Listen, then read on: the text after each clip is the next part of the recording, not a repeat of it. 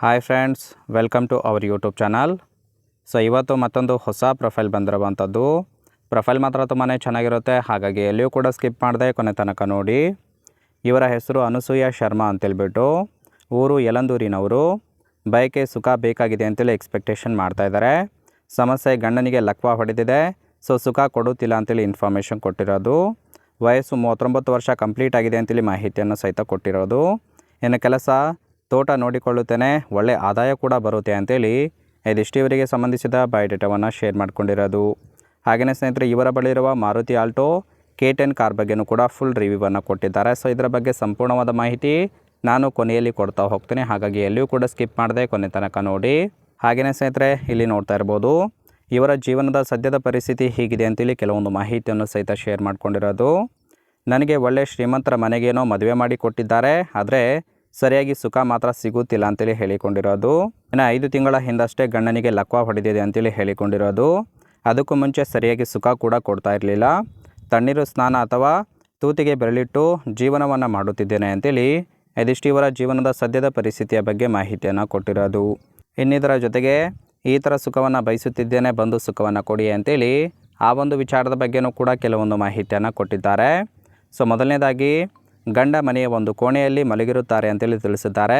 Reason ಬಂದುಬಿಟ್ಟು ಗಂಡನಿಗೆ ಲಕ್ವ ಹೊಡೆದಿದೆ ಅಂತೇಳಿ ತಿಳಿಸಿರೋದು.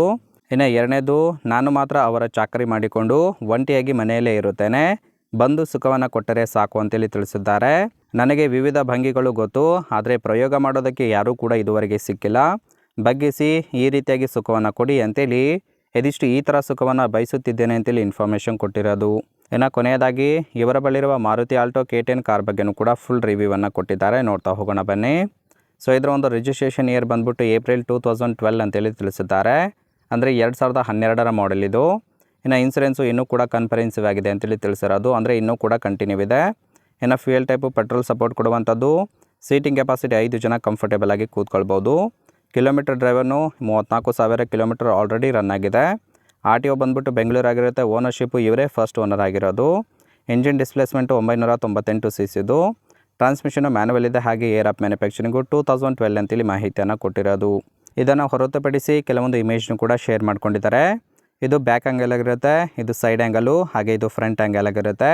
ಇನ್ನು ಸ್ಪೆಸಿಫಿಕೇಷನ್ ನೋಡೋದಾದರೆ ಇಂಜಿನ್ ಕೆಪಾಸಿಟಿ ಬಂದ್ಬಿಟ್ಟು 998 cc. ಪವರು 67 bhp ಅಂತೇಳಿ ಇನ್ಫಾರ್ಮೇಷನ್ ಕೊಟ್ಟಿದ್ದಾರೆ. ಟ್ರಾನ್ಸ್ಮಿಷನ್ನು ಮ್ಯಾನುವಲ್ ಇದೆ, ಮೈಲೇಜ್ 20 km/ಲೀಟರ್ ಕೊಡುತ್ತೆ ಅಂತೇಳಿ ತಿಳಿಸಿರೋದು. ಫ್ಯೂಯಲ್ ಟೈಪು ಪೆಟ್ರೋಲನ್ನು ಸಪೋರ್ಟ್ ಕೊಡುತ್ತೆ. ಇನ್ನು ಲೆಂತು 3620 mm ಇದೆ ಅಂತೇಳಿ ಮಾಹಿತಿಯನ್ನು ಕೊಟ್ಟಿದ್ದಾರೆ. ಇದಿಷ್ಟು ಕೂಡ ಆಲ್ಟೋ K10 ಕಾರ್ ಬಗ್ಗೆ ಫುಲ್ ರಿವ್ಯೂವನ್ನು ಕೊಟ್ಟಿರೋದು. ನಿಮಗೆ ಇಷ್ಟ ಆಗಿತ್ತು ಅಂದರೆ ದಯವಿಟ್ಟು ಒಂದು ಲೈಕ್ ಮಾಡಿ, ಹಾಗೆ ಇವರೊಂದು ಕಾಂಟ್ಯಾಕ್ಟ್ ಡೀಟೇಲ್ಸ್ ಬೇಕಾಗಿತ್ತು ಅಂದರೆ ನಮ್ಮ ಚಾನಲ್ಗೆ ಜಾಯಿನ್ ಮಾಡ್ಕೊಳ್ಳಿ. ಜಾಯಿನ್ ಮಾಡ್ಕೊಳ್ಳೋದ್ರಿಂದ ಇವರೊಂದು ಮೊಬೈಲ್ ನಂಬರ್ ಸಿಗುತ್ತೆ, ಕಾಲ್ ಮಾಡಿ ನಿಮ್ಮ ಒಂದು ನಿರ್ಧಾರವನ್ನು ನೇರವಾಗಿ ತಿಳಿಸ್ಬೋದು.